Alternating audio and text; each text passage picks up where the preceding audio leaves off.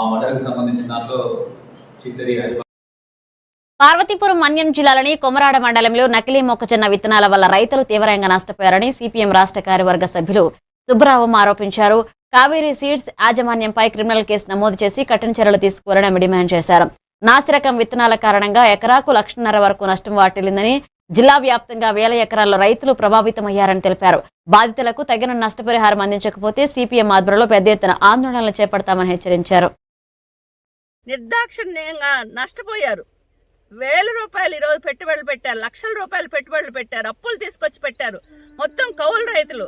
అందుకని వీళ్ళని ఆదుకోవాల్సిన బాధ్యత ఈరోజు ఈ ప్రభుత్వానికి ఉంది. లేని పక్షంలో పెద్ద ఎత్తున రైతులందరినీ కూడగట్టి ప్రభుత్వం మీద ఆందోళన సిద్ధం చేస్తామని చెప్పేసి కూడా ఈ సందర్భంగా హెచ్చరిక చేస్తున్నాం.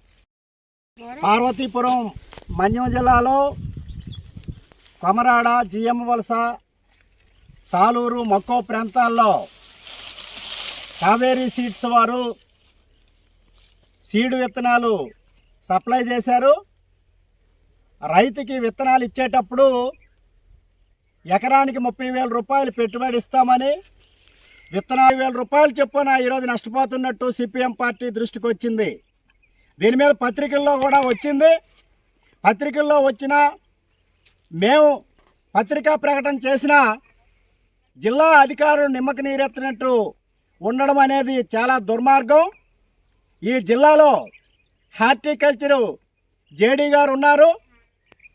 మేము డిమాండ్ చేస్తున్నాం, వెంటనే ఆయన స్పందించాలి, ఇప్పుడు నష్టపరిహారం ఇవ్వాలని డిమాండ్ చేస్తున్నాం.